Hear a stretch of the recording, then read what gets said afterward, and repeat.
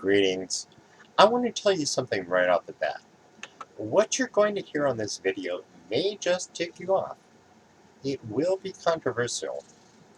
Why? Because religion is a very personal thing. Most of us don't like our beliefs being challenged. We feel threatened when we think that's happening. I am sincerely not trying to do that.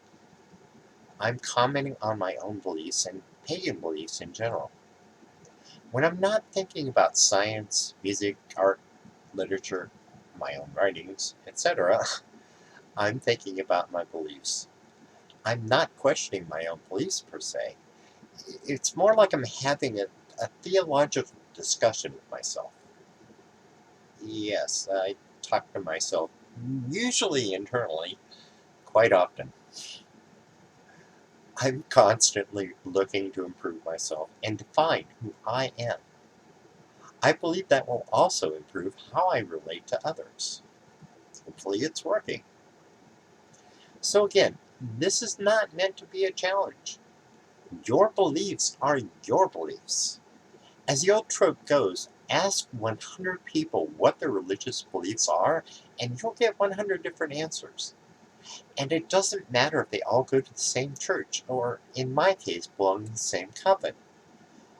They all may hear the same sermon, the same words, but their personal interpretation of those words will be different.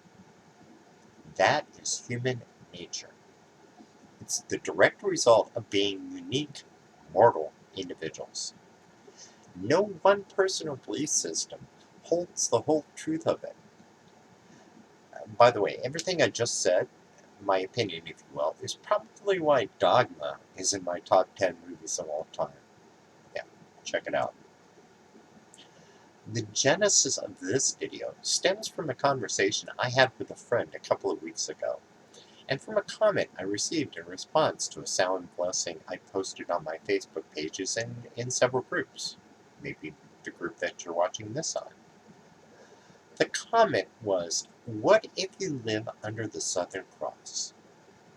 For those who don't know, that means that the questioner most likely lived in the southern hemisphere. My response came easily to me. After all, in my book and the videos based on it, I stated that it didn't matter where you place the elements on your altar, in your room, in your circle, wherever. What truly matters is what each of the elements symbolize for you personally. Part of what I said in reply to his comment was, for example, if you live in Sydney, shouldn't water be in the east instead of the west? Sydney, Australia is like New York City or Miami on the eastern seaboard of that country. Simple, right? It's not where you place them, it's what they mean to you. But then I went one step further in my reply. Just couldn't leave well enough alone. Basically, I said that because it is spring in the southern hemisphere instead of fall, wouldn't it make sense to celebrate Beltane there at this time of year instead of Samhain? Not quite so simple, is it? The dates and times of the main Sabbaths in Wicca and many forms of paganism, whether you celebrate 4 or 8 and or the full moons, the Sabbaths are set by the cycle of the year. They're natural and immutable, right? But those dates and times are based on the cycle of the Northern Hemisphere, originally European. Think about that for a moment. In England, France, Ireland, Scotland, Wales, Germany, etc., it makes sense to set the elements and Sabbaths where they are traditionally placed. But think about the aforementioned case of New York City or Sydney. And if you take it to the next logical step, what about the rest of the world? Not only could location be important to the placement of the elements, but the seasons are exactly opposite in the southern hemisphere. Isn't that equally important for an earth-based religion?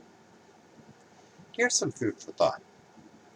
In his novel, American Gods, Neil Gaiman speculated that people who emigrated to another country brought their deities with them in their beliefs and in actual metaphysical form. This basically created a clone of the original gods or goddesses in their new home country. As the people became acclimatized to the ways and attitudes of their new homeland, the deities changed as well. Those who were brought into the U.S. by their followers became more American, so to speak. Just like the other stories I've mentioned before in my videos in the book, I am not going to tell you how it ends. If you want to know, I highly recommend that you read the book for yourself. Gaiman is a true creative genius, and sometimes a little bit controversial in his own right. So take a moment and think about that concept. The deities there adapted to their new environment just as their followers did.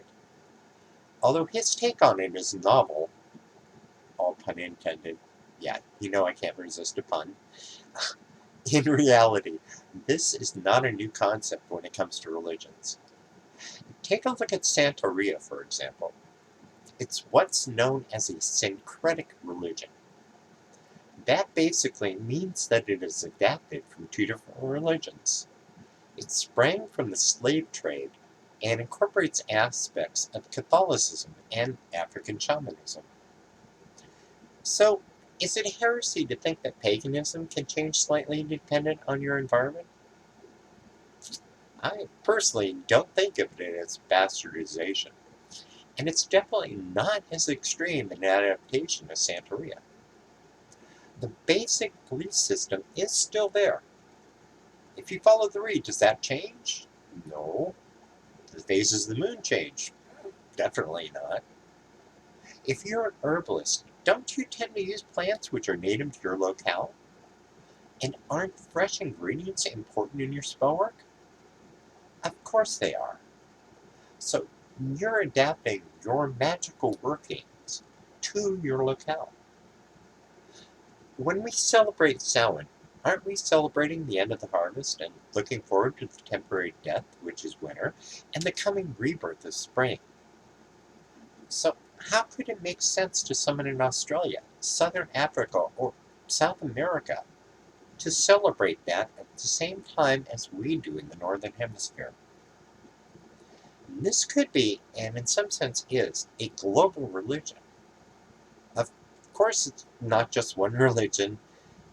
If you think that it is, as I've said many times before, take a look at Marco Adler's drawing down the moon.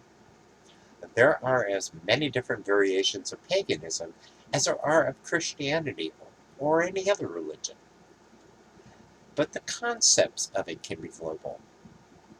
Again, the reed, and it harm none, do what thou wilt. That can be global. The seasons are definitely global, even though they're reversed from north to south. The phases of the moon are global. Energy and will are global. The symbolism of the elements themselves are global. Earth, air, fire, and water remain the same, no matter where you are. No matter what, spirit is still in the center. And most importantly, your personal belief system is still your own. That will never change. Now, I'm open to a civil discussion about this. This is a theological supposition. But please, if you're just going to hurl insults, go somewhere else to do it. I routinely ignore that type of thing. I'm not good with trolling. As the song says, haters gonna hate. Yeah, I know. I'm much too old to say that. Oh well. If nothing else, hopefully this will encourage you to think about the concept and the implications of it. As always, brightest blessings, and thank you for watching. Mark Silver, out. For now.